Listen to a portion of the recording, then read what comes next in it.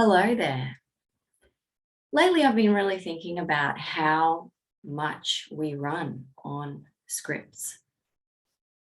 Having been trained in neuro-linguistic programming and how we are easily brainwashed, how we can be mind controlled, is really eye-opening. And it makes you realize that I would say the majority of people in the world are running on programs. This, I believe, is part of this simulation, this matrix, if you like. And so I think part of the awakening journey, all these people talking about the great awakening and becoming conscious, is to realize the very fact that we have been running on programs. And so part of that journey to awaken out of the programs is to question, well, if I'm not going to run on programs anymore, how do I live? How is it possible to live differently if this is all I've known, if this is how the mind seems to work? And I think this is a really, really good question. And it's one that I've been asking and I've been getting answers for. One of those things is realizing that the word sovereignty comes up a lot in this journey. What does sovereignty mean? And I believe sovereignty really means realizing that you can run on a program or you can choose not to. It means seeing the programs and patterns and behaviors that have been running in your life and choosing consciously not to allow them to continue if they're not supporting the experience you want to have in this reality.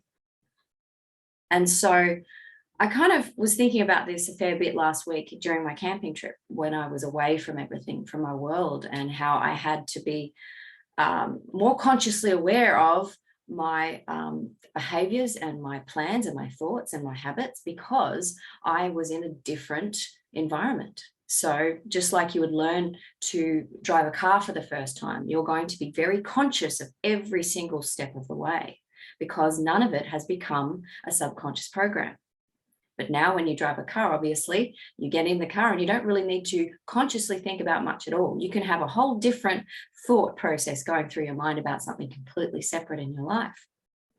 This, I believe, is the same process when we become conscious. It's becoming aware of every single step in our waking thoughts so that we can question, is this actually something I want to do? Or is it a conditioned response? Is it a habit? Is it empowering me or is it disempowering me? These are obviously fundamental questions when we are awakening, when we're learning to be conscious. And so I wanted to just make a comment about how there are really two types of people. Of course, there's a huge range. It's on a spectrum, but there are very, very much people who are automatons, I should say. I always have trouble pronouncing that, but there are automatons out there. Some people call them NPCs, non-player characters. These people are purely running on scripts. They're not even aware that they can cognitively assess their own thinking. They're not even aware that they can change the programs that are running. They're not even aware that programs are running. They're not aware that they have programming. Okay, so that's a really unconscious automaton behavior. You might know people like that.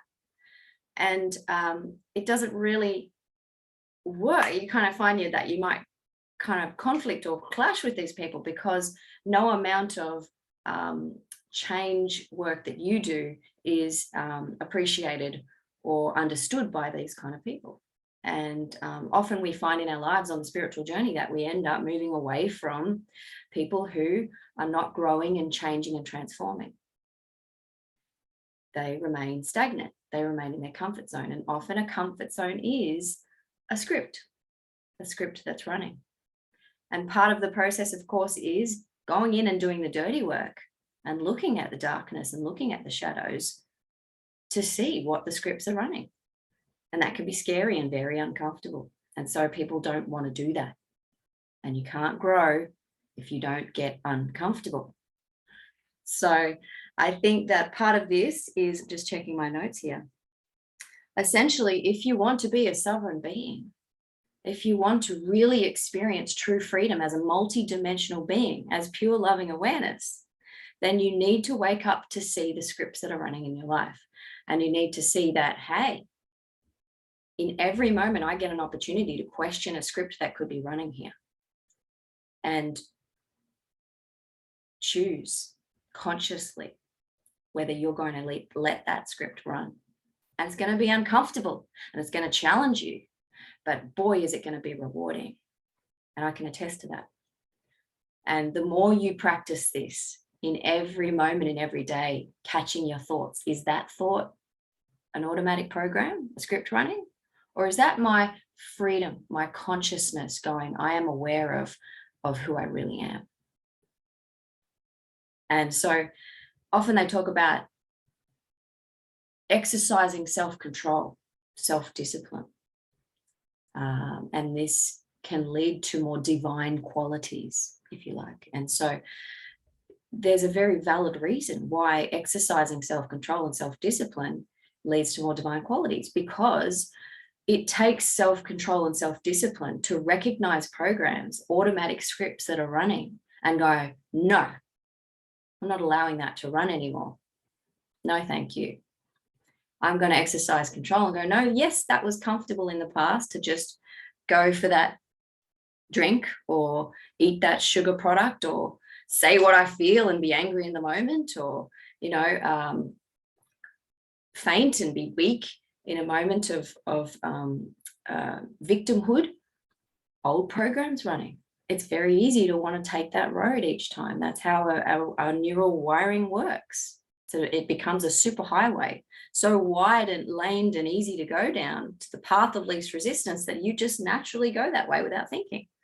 So we need to learn to get off that highway onto the track that hasn't been formed yet. I go, no, I'm going to choose how I'm going to live this life. Off script. I'm going to go off script. I'm going to go off road. And I'm going to go out and really experience this life from a position of freedom, from a position of choice, from sovereignty, not from an automatic program. And you'll find that this applies in every single area of your waking life. And it will trickle into your dream life, your 4-dimensional life as well. But while we're here in the 3 dimensions, we can consciously choose to awaken from the scripts. And so I believe this is, in a nutshell, the process of awakening. The great awakening, if you like, is awakening to the fact that we've been automatons, and we've been asleep. And to awaken out of that program.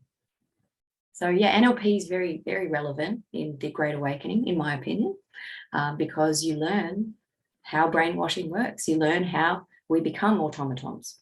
So then you learn how to undo all that and truly awaken to your sovereignty. I think I can't put a finer point on that, but if you do appreciate this message, please comment. I'd love to hear your journey of how you are questioning your scripts. And it's uncomfortable, but it's so rewarding. So have a beautiful day. If you like this video, please like, subscribe, share, and yes, I'll probably talk more about this because I think this is a fundamental part of the Great Awakening and the spiritual journey. See ya.